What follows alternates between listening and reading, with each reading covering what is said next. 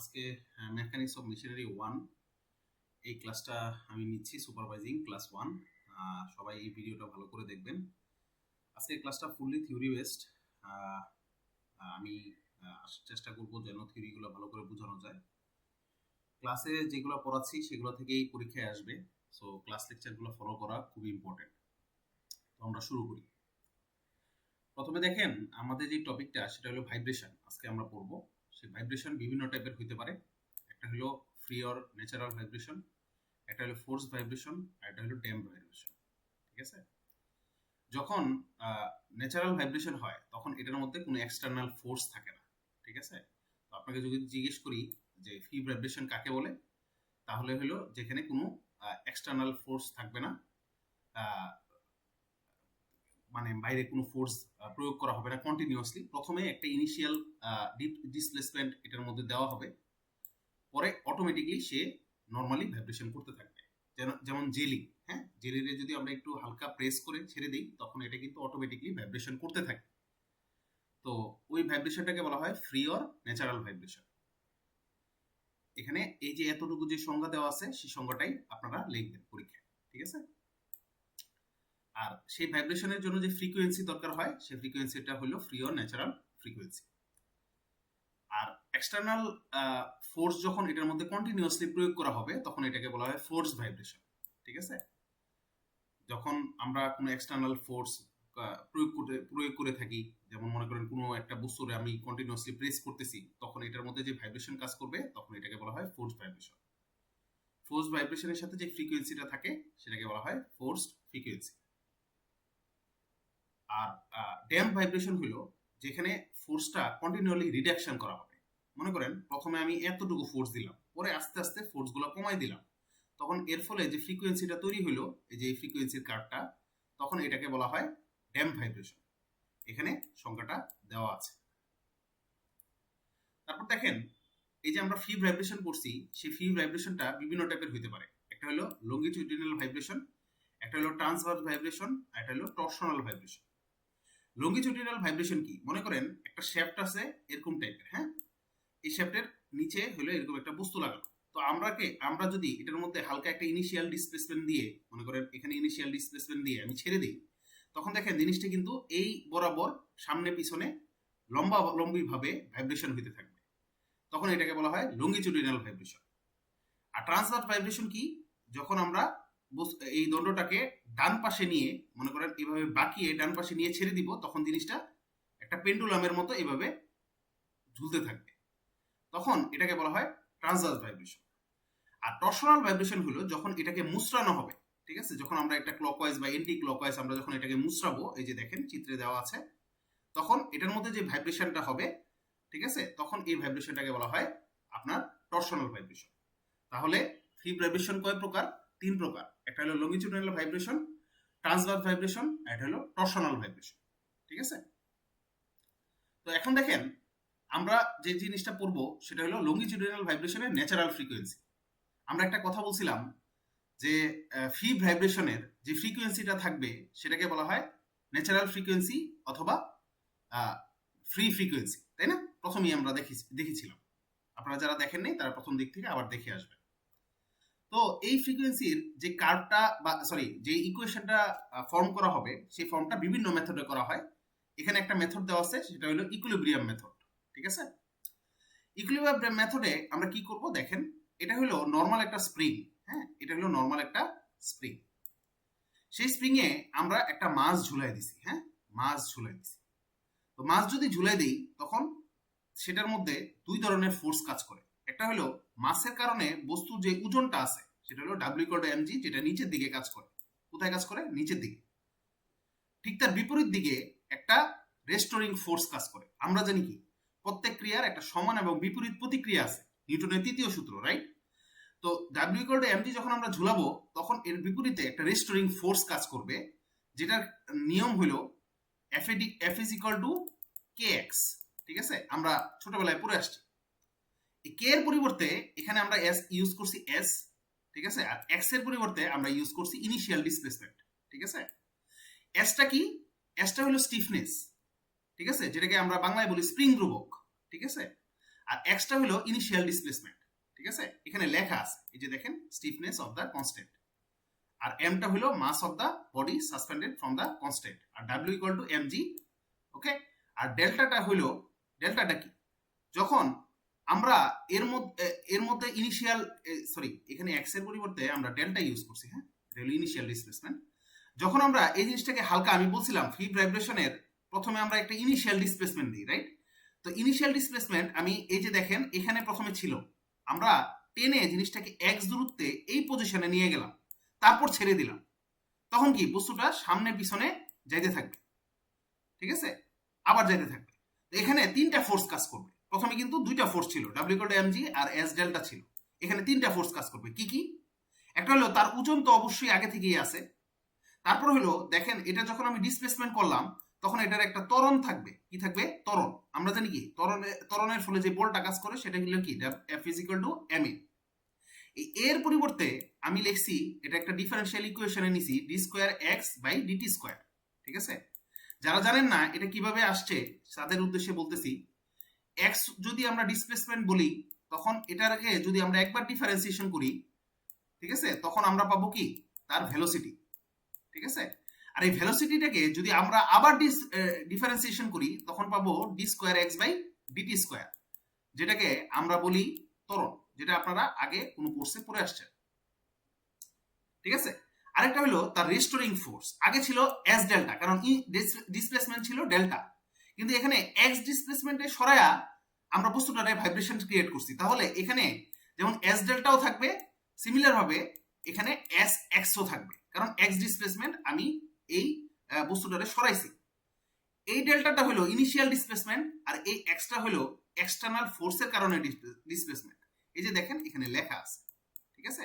তাহলে এই দুইটার ফলে যেই টোটাল ডিসপ্লেসমেন্টটা হলো, এটার কারণে যে ফোর্সটা ক্রিয়েট হয় সেটা হলো কি এস ডেল্টা প্লাস এক্স। তাহলে কয়টা ফোর্স কাজ করবে যখন আমরা বস্তু এক্সটার্নাল ফোর্স দিব? তখন তিনটা। একটা হলো ত্বরণের কারণে বল, আর একটা হলো ডাব্লিউ বা ওজনের কারণে বল, আর একটা হলো ইনিশিয়াল ডিসপ্লেসমেন্ট প্লাস তোমার ফোর্সের কারণে যে ডিসপ্লেসমেন্ট সেটার বল।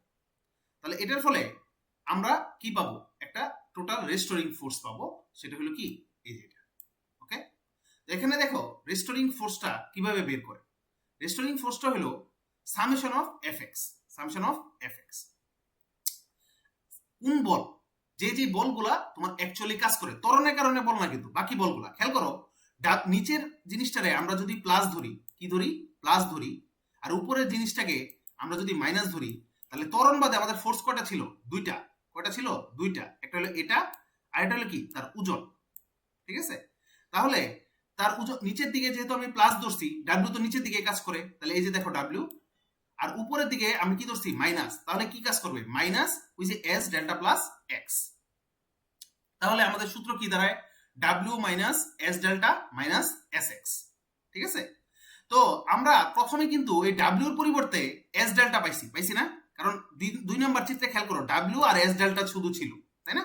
তাহলে আমরা যদি সামেশন অফ এফ ওয়াই করি তাহলে আমরা কি লিখতে পারি? W equal two S delta লিখতে পারি, ঠিক আছে?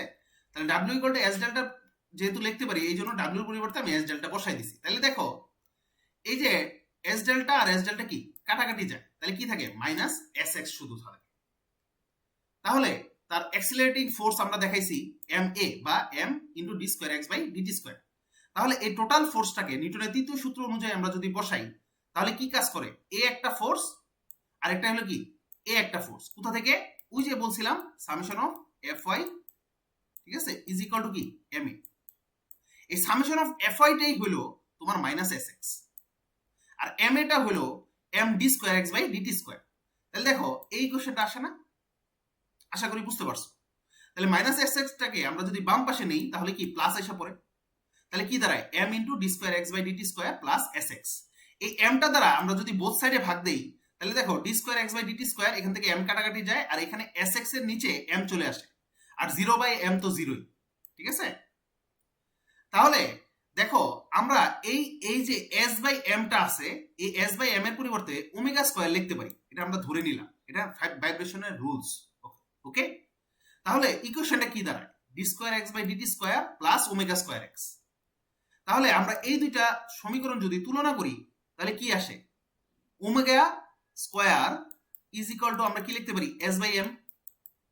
তাহলে ওমেগা ইকুয়াল টু কি লেখা যায় কি root over S by m. দেখো এই যে omega equal to root over S by m আসছে। এখন আমরা টাইম পিরিয়ড বের করব। টাইম পিরিয়ড বের করা, আচ্ছা ভালো কথা, এই ওমেগা মানে কি জানো? ওমেগাকে বলা হয় অ্যাঙ্গুলার ভেলোসিটি। কি বলে? Angular velocity.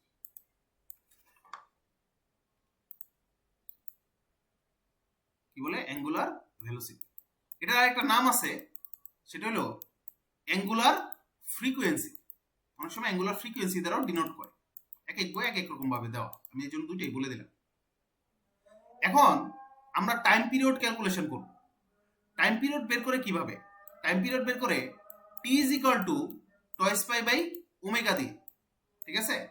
তো ওমেগার মান তো আমরা জানি, ওমেগার মান যদি আমরা বসাই দিই তাহলে কিন্তু টয়েস পাই বাই ওমেগা। এখন ওমেগা মানে কি root over S by M. তাহলে root over S by M যদি নিচে বসাই তাহলে উল্টায় গেলে কি হবে? Twice pi root over M by S, তাই না? এটা হলো আমাদের টাইম পিরিয়ড। তারপর আমরা ফ্রিকোয়েন্সি, ফ্রিকোয়েন্সি মানে কি 1 বাই টাইম পিরিয়ড বা টি। এখানে টাইম পিরিয়ডে স্মল টিপি দ্বারা ডিনোট করছে, এটা কোনো সমস্যা নেই। তাহলে ফ্রিকোয়েন্সি সমান কি 1 বাই টিপি। তাহলে এই যে টিপি এর মানটা আমরা পাইছি, এটা যদি বসাই দিই তাহলে কি 2 পাইটা উল্টায় গেলে 1 বাই টয়েস পাই, আর root over M by S টারে যদি উল্টায় দেই তাহলে এস বাই এম, ঠিক আছে? তো এখন দেখো আমরা ছোটবেলায় পড়ছি, আমি জানি না তোমরা পড়ছো কিনা, এই S by M is equal to লেখা যায় G by delta, equal to G by delta, ঠিক আছে? তাহলে এই এস বাই এম এর পরিবর্তে আমি জি বাই ডেল্টা লিখে দিলাম, ওকে? তো জি এর মান তো আমরা জানি কি 9.81, টয়েস পাই এর মান তো আমরা জানি 2 × 3.1416। তো এই ভ্যালুগুলা আমরা যদি বসাই তাহলে আসে 0.4985। কিভাবে? এই যে দেখো 1 by twice pi root over যেই 9.81টা আছে, এটা তুমি ক্যালকুলেটরে বসায় দেখো, দেখো 0.4985 আসে। আর নিচে তো রুট ওভার ডেল্টা আছে, এই জন্য রুট ওভার ডেল্টাটা আমি নিচে রেখে দিছি। তাহলে ক্যালকুলেশন করলে কি আসে? 0.4985 divided by root over delta. আশা করি এই ফ্রিকোয়েন্সি বের করার যে রুলসটা আছে এটা তোমাদের ক্লিয়ার হয়েছে, এটা কোনো কঠিন কিছু না, ঠিক আছে? তো এভাবে হইলো আমরা শিখলাম আজকে তিনটা জিনিস। একটা হলো টাইপস অফ ভাইব্রেটরি মোশন, 3 প্রকার: free vibration, force vibration, damp vibration. এর মধ্যে ফ্রি ভাইব্রেশন 3 প্রকার, একটা হলো লঙ্গিটিউডিনাল, তারপর ট্রান্সভার্স, তারপর হলো টরশনাল। তারপর এই লঙ্গিটিউডিনাল ভাইব্রেশনের সূত্র কিভাবে আসে ফ্রিকোয়েন্সি বের করার, সেই ফ্রিকোয়েন্সি বের করার সূত্র আমরা প্রতিপাদন করছি।